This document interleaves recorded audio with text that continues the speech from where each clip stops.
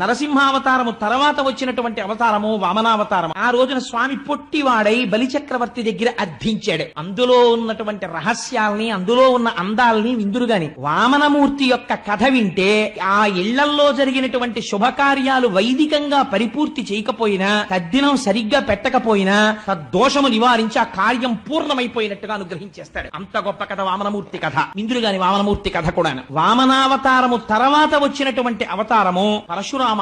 గండ్రగొడ్డలి పట్టుకుని 21 సార్లు భూప్రదక్షిణం చేసి క్షత్రియుల్ని సంహరించాడు. పరశురామావతారము తర్వాత వచ్చిన అవతారము వ్యాసావతారము. కలియుగంలో జనులు మందబుద్ధులై ఉంటారని వేద విభాగం చేసి ఉదారముగా 18 పురాణములు వెలిగించిన మహానుభావుడై వ్యాసుడై వచ్చాడు. వ్యాసావతారము తర్వాత వచ్చినటువంటి అవతారము రామావతారము. రామావతారంలో సముద్రానికి సేతువు కట్టి దశకంఠుడైనటువంటి రావణాసురుణ్ణి మర్దించి ధర్మ సంస్థాపన చేసి లోకులు ధర్మములో ఎలా ప్రవర్తించాలో నేర్పిన అవతారము రామావతారము. రామావతారము తర్వాత వచ్చినటువంటి అవతారము బలరామావతారము. బలరాముడి తర్వాత వచ్చిన అవతారము కృష్ణావతారము. కృష్ణావతారము తర్వాత వచ్చినటువంటి అవతారము బుద్ధావతారము. బుద్ధావతారము కలియుగ ప్రారంభమునందు కీకట దేశము అనబడేటటువంటి మగధ సామ్రాజ్యమునందు దేవతల పట్ల విరోధ భావనతో ఉన్న రాక్షసులను మోహింప చెయ్యడానికి వచ్చిన అవతారమైన బుద్ధావతారం. దశావతారాల్లో మీరు అనుకుంటున్న వేరొక బుద్ధావతారం గురించి వ్యాసుడు ప్రస్తావన చేయలేదు. ఆ అవతారమేదో అది బుద్ధావతారము. బుద్ధావతారము తర్వాత వచ్చేటటువంటి అవతారముగా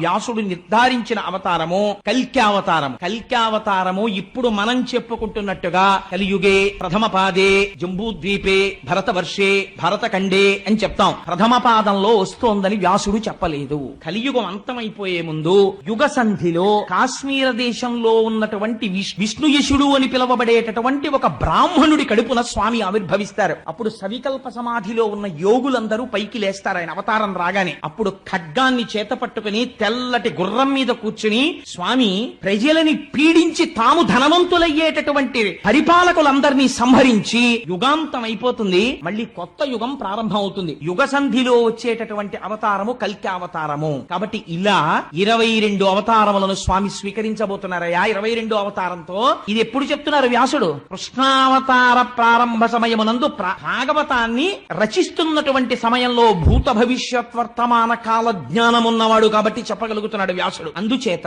ఆయన వ్యాసుడంటే సాక్షాత్తు నారాయణాంశ మహానుభావుడు. ఇలా స్వామి 22 అవతారములలో విజయం చేస్తున్నారు.